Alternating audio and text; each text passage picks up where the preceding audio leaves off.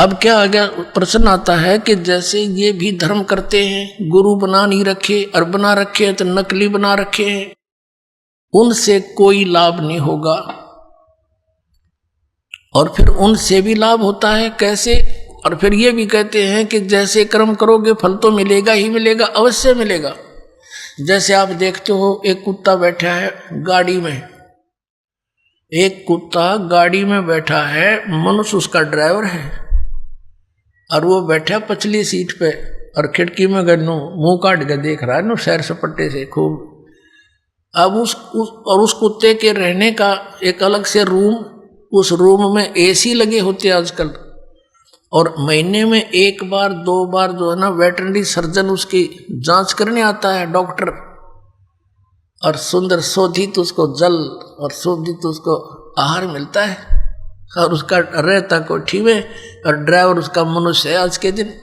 तो उस पुण्यात्मा ने कभी मनमुखी ये दान धर्म किए थे, उन दान धर्मों का फल उसको कुत्ते की योनि में मिल गया। यदि वो मर्यादावत करता, परम संत की शरण लेकर करता, किसी कारण से मोक्ष प्राप्ति ना होती, यहाँ भी रह जाता, तो उसको वो सुख मिलते जो उसने कुत्ते की योनि में मिले, उसको मनुष्य जीवन में मिलते वो सुख सारे मिलते किए हुए। और फिर मनुष्य योनि में कभी ना कभी कोई संत भी मिल जाता। अब उसने जैसे जिसने मनमुखी दान किए, धर्म किए, कुत्ते की योनि प्राप्त कर ली।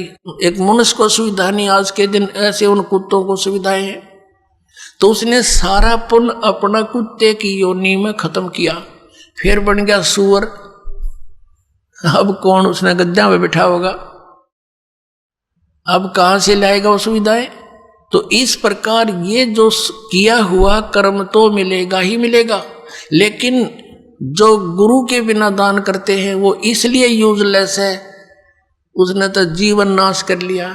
गुरु बिन माला फेरते, गुरु बिन देते दान, गुरु बिन दोनों निष्फल हैं, चाहे पूछो वेद पुराण। और जो भक्ति बिल्कुल नहीं करते, राजपाट में अंधे हुए फिरते हैं, उनके लिए परमात्मा बताते हैं,